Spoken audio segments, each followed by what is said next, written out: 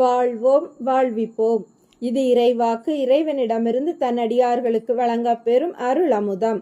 ஒன்றாம் அருளமுதம். வாசம் வாக்கு ஒன்று. நான் உங்கள் மத்தியில் வாசம் செய்கிறேன். அன்பு கண்களை கொண்டு என்னை தரிசியுங்கள். ஆரவாரத்தை அப்புறப்படுத்தினால் மட்டுமே நீங்கள் அமைதியை ஸ்பரிசிக்க முடியும். வாழ்வோம் வாழ்விப்போம்.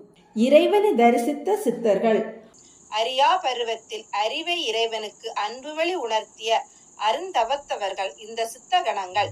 தோட்டத்தில் பல செடிகள், கொடிகள், மரங்கள் இறைவனை பரவசப்படுத்தியவை. வேம்பு இறைவனுடன் பேசும். ஆமணக்கு செடி பல நாள் இறைவனிடம் அழுதிருக்கிறது. தென்னை மரங்கள் இறைவனிடம் நிறைய கதை பேசியிருக்கின்றன. பப்பாளி, கொய்யா, மாதுளை, சீதா பழச்செடி, மருதாணி, அந்தி மந்தாரை, குப்பை கீரை, குப்பை மேனி, வேலி பருத்தி, தக்காளி, பச்சை மிளகு செடி, பாகற்கொடி, ஊமத்தை, பூவரச மரம், முருங்கை மரம், மஞ்சநாத்தி, சின்ன சின்ன குத்து செடிகள் இவற்றோடு இறைவனின் மாலை வேலை வசந்தமாக மாறும். ஒரு முறை வேலிபருத்தி செடியில் இருந்து ஒரு இலையை பறிக்க இறைவன் சென்றார். யாரோ வேண்டாம் என்றதை உணர்ந்தார். நிறுத்திவிட்டு யார் என்று கேட்டபடி கண்களை மூடினார் இறைவன். காலங்கி சாமி என்று வேப்ப மரம் பேசியது. இதுவரை பேசி இருக்கிறது, ஆனால் அடையாளப்படுத்தவில்லை. வேப்ப மரம் காலங்கியா என்றார் இறைவன். உங்களுக்காக இந்த தோட்டத்தில் சுற்றி வருகிறேன். வேலி பருத்தி சாவை போக்கும். சாதாரணமாக அதை சாகடிக்க வேண்டாம் என்று தடுத்தேன் என்றவர் தன் மனித உருவத்தை காட்டினார்.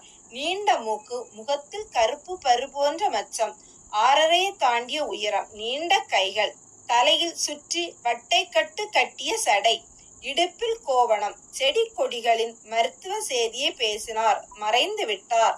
யார் காலங்கி என்று இறைவன் தோண்டி பார்க்கவில்லை. ஆனால் சில நாட்களிலே பக்கத்து வீட்டு கோழி சாகிற நிலைக்கு சென்றது. இறைவனுக்கு வேலிபருத்தி ஞாபகம். அம்மாவிடம் கூறினார். ஆமா, இதை அரைத்து கொடுப்பார்கள் என்றார். 2 இலைகளை பறித்து இறைவனை அரைத்து கொடுத்தார். கோழி பிழைத்து விட்டது. இதே போல பல இடங்களில் காலங்கி இறைவனின் காதில் மருத்துவ செய்திகளை பகிர்ந்து காப்பாற்றியிருக்கிறார். சித்தர்கள் அவர்கள் ரகசியத்தை, ஆற்றலை இறைவனுக்கு உரைத்தார்களா, இல்லை இறைவனிடம் ஒப்புவித்தார்களா என்பது சிந்தனைக்குரியதாக அந்த சின்ன வயதில் இருந்தாலும் காலப்போக்கில் இந்த அணுகுமுறை இறைவனை தன்னை உணர்வதற்காக அமைந்ததென்று இறைவன் கருதினார்.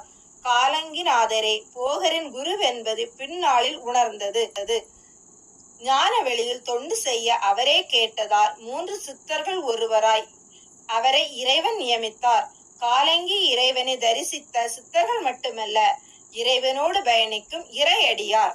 வாழ்வோம் வாழ்விப்போம்.